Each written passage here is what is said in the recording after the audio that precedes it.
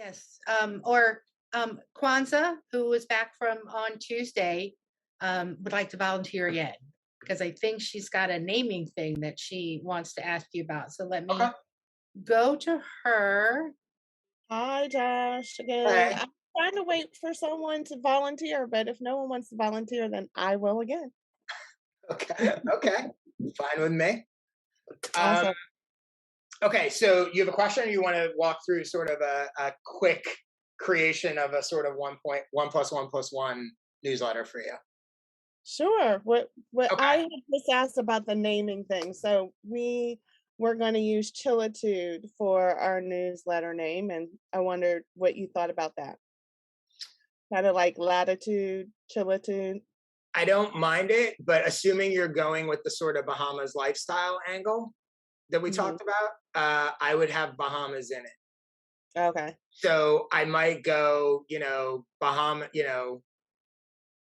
even Bahamatude. I know, I know that's kind of weird, but or Bahamas, Bahamas Chillitude, or worst case scenario, you have it in the tagline, right? So maybe you go Chillitude, how to bring the Bahamas lifestyle, how to live the Bahamas lifestyle in and off the island, or something like that. I just think you want somehow anybody that sees it to know, because here's the thing: Chillitude could be people that are into like chill music.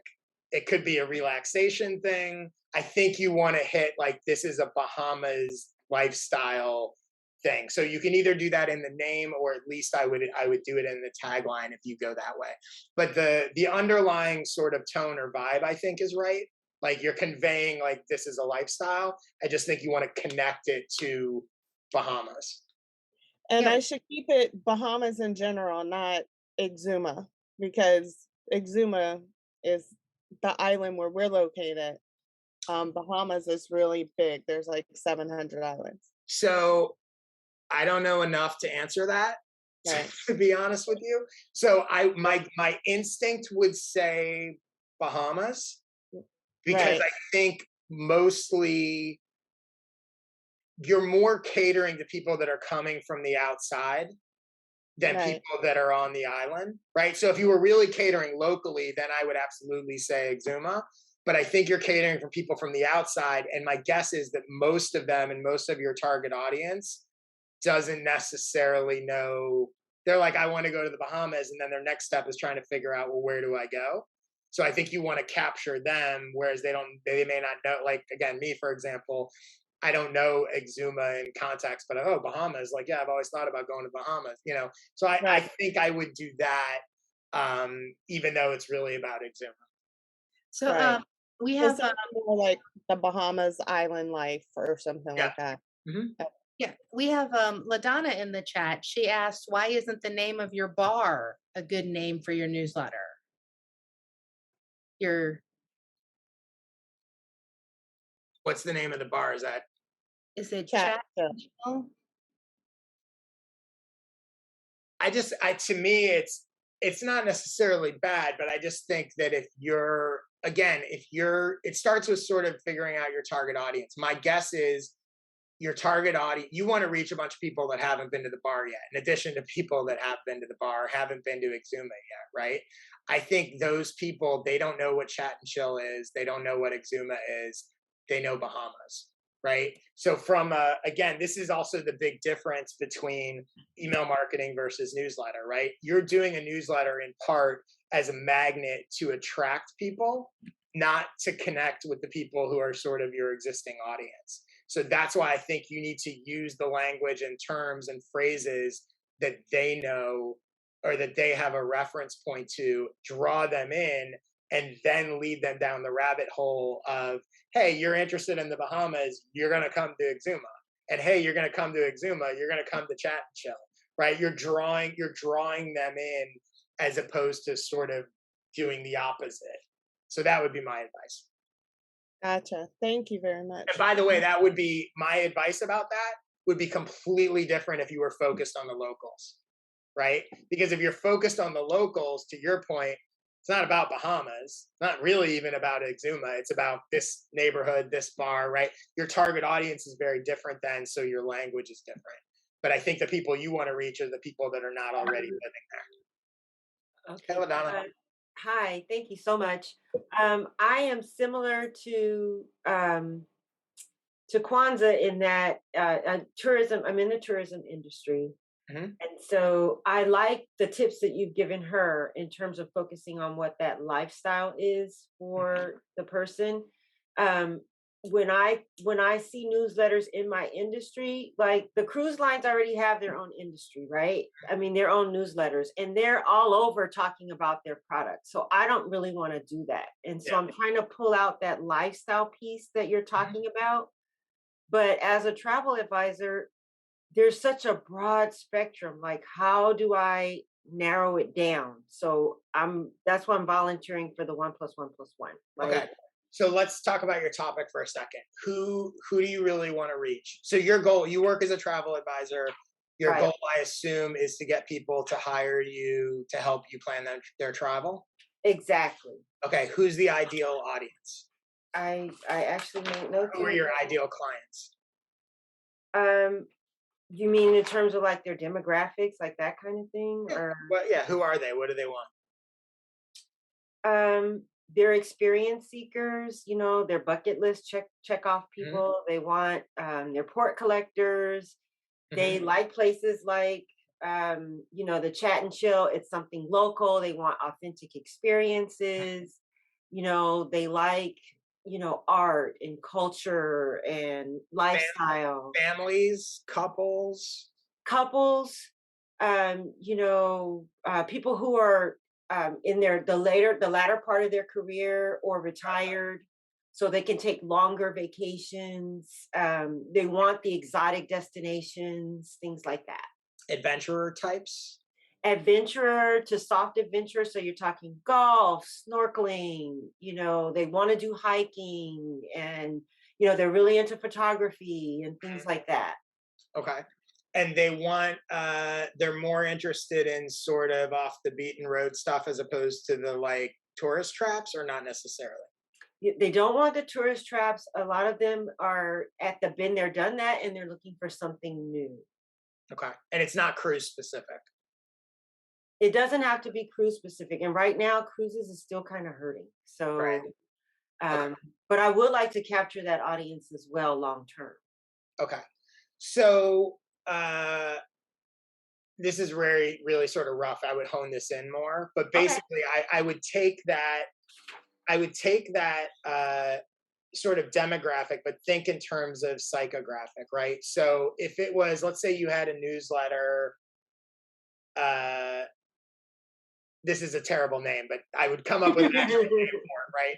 But it would be something about like, you know, the affluent adventurer, something. Okay.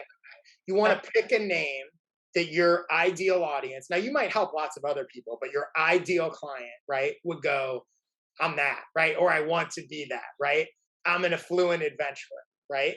So now you look at your newsletter and you go, okay, how can I provide value to the affluent adventurers in a newsletter, right?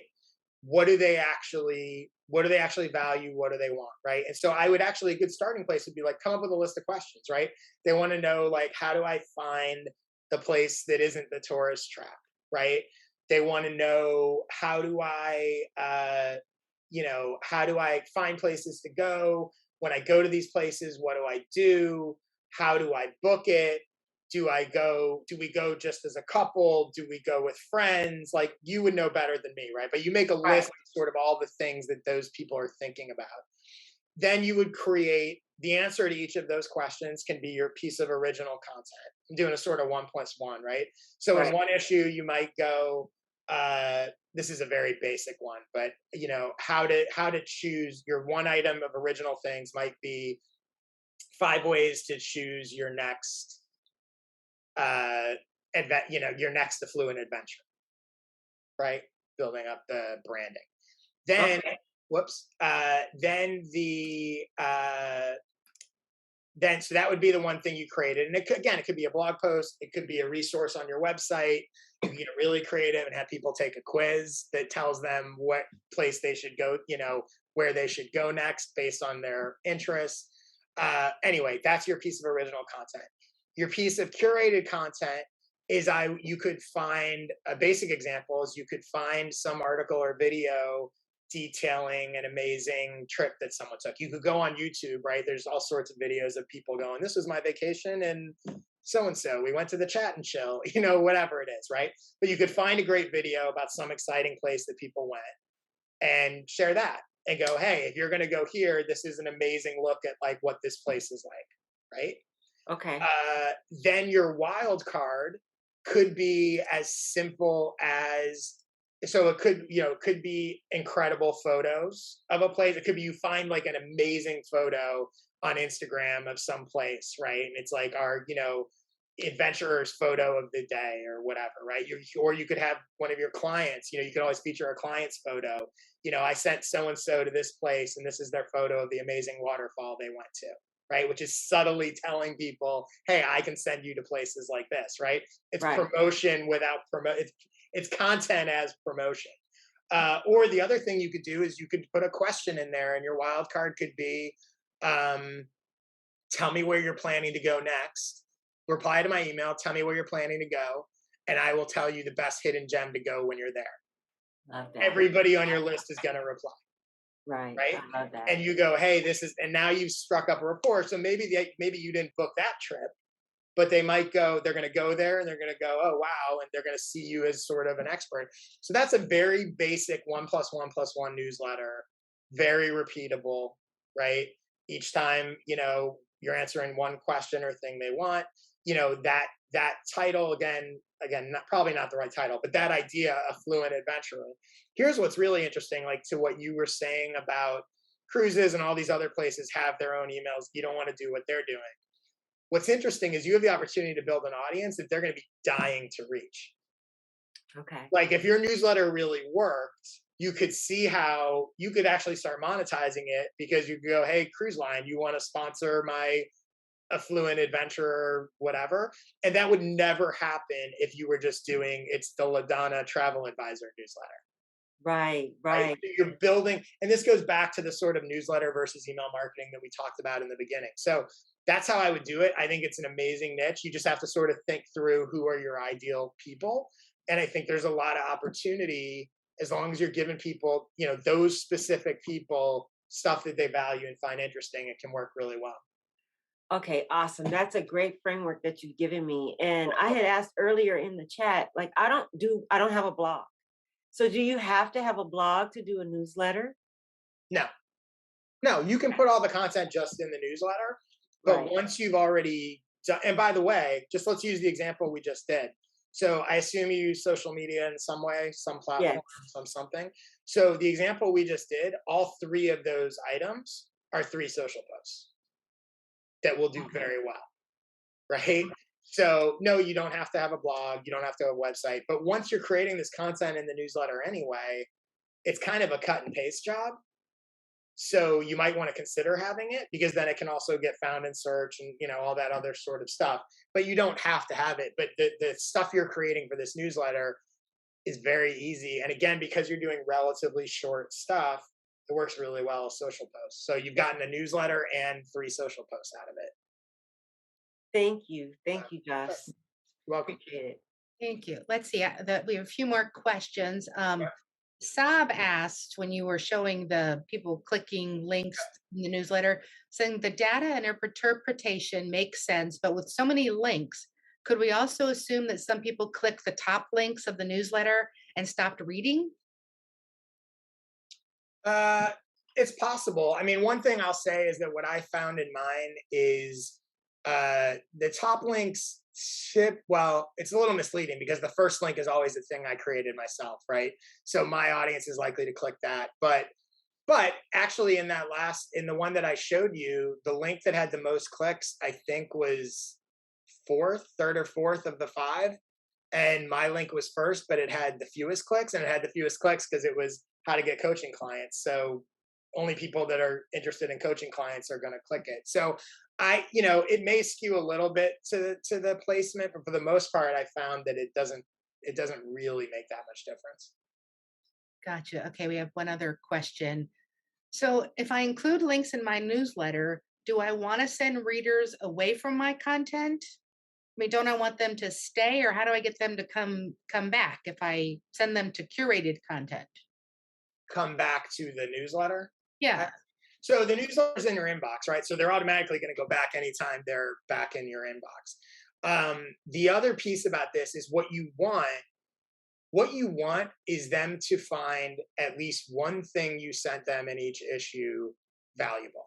And you want them to not just like it, but love it, right? I share 5 links. I don't care about somebody clicking multiple links.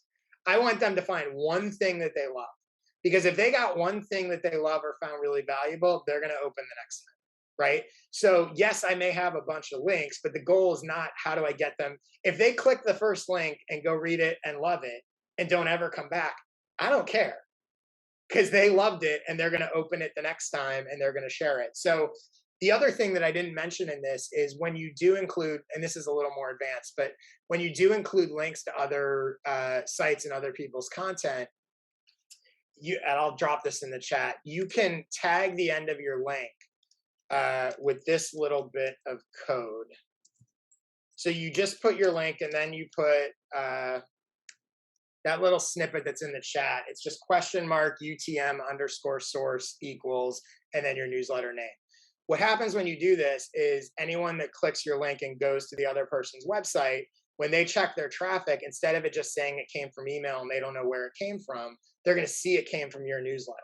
This is great for discovery, especially when you have a bigger audience and can send traffic, right? So the other day I had a link that, 1,200 people clicked. That guy's website saw 1,200 people coming from my newsletter. And that can help establish relationships. It can get you on people's radar.